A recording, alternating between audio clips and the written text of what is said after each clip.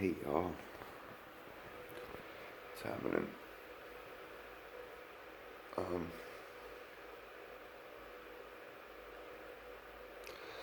just thinking about going to a school. I don't care what school. And having a debate with any teachers about age of the earth.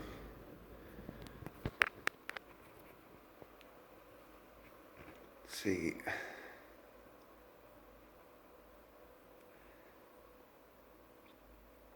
you guys all think you know what carbon dating is and radiometric dating is and all these other chemical dating forms. There is some sound science behind those dating methods. But in order to get their basic numbers, like a reference, they go to the geologic timescale. All of them. All dating methods will date something from the geologic timescale, and then you date what you have, or sorry, you date what you have, and then you find something in the geologic timescale that dates the same, and you know they're the same age. But we only know the ages of the things in the geologic timescale. Now, the geologic timescale is actually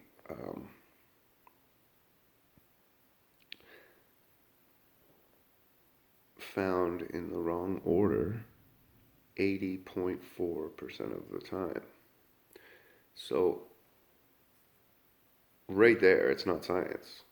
You can't find it 20% of the time the same, then it's not science. It's not something, it's not a sound piece of evidence. It's arbitrary. That's cool. My hands reflecting off the ceiling. Oh, it's the shadow. Duh. So anyway, pretty myself up here a little.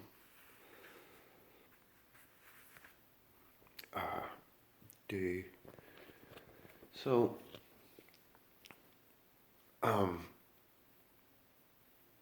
wrong order all the time. Also, there's trees going through multiple layers, right? So they'll say like this layer of coal was 20,000 years ago. This layer of petrified stone was 15,000 years ago or whatever. And they'll use millions. And then this layer of coal is whatever, billion years old or whatever. So, but then there'll be one tree going through all three layers. And it'll be coal, stone, coal. Right? So either that tree is millions of years old in order to run through all those layers, and actually trees breathe through the bottom 2 feet. So if you bury the bottom 2 feet of a tree, it's going to die. So that tree couldn't have been buried by sediment up so high, lived for another 10,000, 20,000 years while that sediment became the new ground, and then another layer of new ground was placed on top of that with death, and then all of that much of the tree be buried, but the tree still survive while another layer. Like, come on, how fucking stupid are you? But it's not your fault because they don't tell you guys this. They don't tell any of us this. This is a big secret. So, a lot of those times, those trees are found upside down. So there's an upside down tree, like thousands. There's hundreds of thousands of trees running through multiple layers, but there's thousands of these trees that are upside down or on an angle, upside down like this, running through a layer of coal, a layer of petrified stone, another layer of coal, maybe another layer of whatever. Doesn't matter. See, those layers are more easily explained by a flood, and especially them being out of order and the trees being upside down and all that, and them being coal, stone, coal, stone. See, it doesn't take millions of years to make petrified stone. It doesn't take millions of years to make coal. We do it in a lab. You can do it with pressure, and it has nothing to do with time. Well, maybe a little bit to do with time, but like days, not maybe a year, not billions of years. So fucking stupid. They say that life was created by millions of years of rain on the rocks. That's it.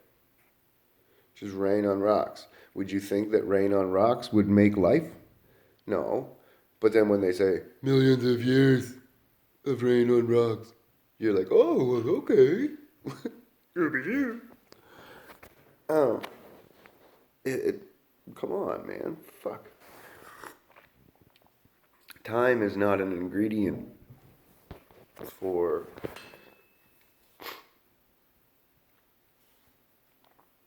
these changes. A young man petrified an acorn in one winter out on his front deck. Put it in a glass jar full of water and left it outside for the year, and it turned stone. Right? Because water expands when it freezes. So when it froze on the top, got a little top layer of ice, it stopped it from being able to expand, so it crushed that acorn in ice for an entire year. And then when the ice melted away, the acorn was stone because of the conditions, not because of time. So anyways, all those layers are way more easily explained by a flood. You can buy a thing that's got sand, it's got a bunch of different color sand and water, and you shake it up and it'll layer the sand differently every time when the sand settles, and it'll make like a little picture in the sand or whatever, like a design. It'll come out different every time. They're really pretty. So that's the same thing, right? It all depends on currents and buoyancies and time and all a lot of factors to make those layers, right?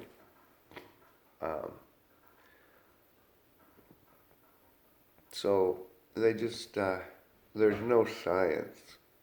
There's no science behind age of the Earth. Now there is 3 mathematical formulas or experimentations that we could do that would age the Earth. One is carbon dating. Carbon dating is actually a congruent mathematical formula, and so it is going to plateau. The number of carbon, negative carbon 14 in our atmosphere will someday become the same forever. It'll just plateau off. If the world were over 1 million years old, that would have already happened. So that's called a limiting factor of the age of the Earth. But we could technically work that formula backwards and try to figure out exactly when there was no carbon, and as long as we could tell how much carbon growth there is per year by doing an experiment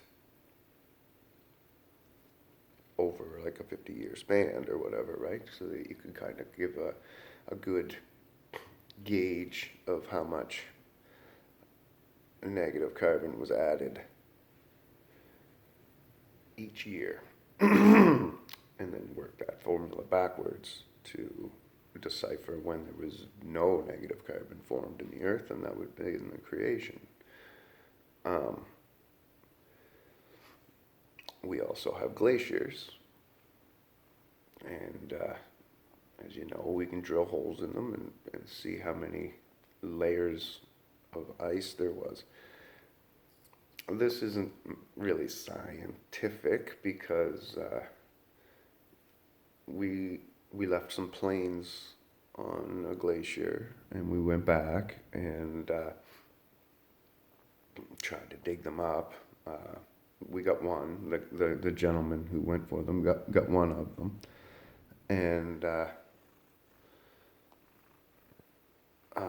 they had to dig through thousands of so-called annual layers in order to get to the plane. So when we applied that math to our oldest glacier on Earth, that there were that many thousands of layers formed in a 50-year span, we find that our oldest glacier is around 4,000 years old, not millions of years. And that's definitive. It's something that we can actually prove. The millions of years, the bullshit, that they never actually did anything. What they say is that every color change, every layer represents a year. But knowing I live in Canada, so we get snow, and I've went out and dug in it. We get multiple layers every winter. We'll have a layer of hard ice at the ground, at the base, and then we'll have some layers of snow. And then if we get a deep snow year, maybe there'll be like a layer of fluffy snow, and then a crust from where we got a little bit of a rain on a snow, and then a cold spell where it'll make a crust.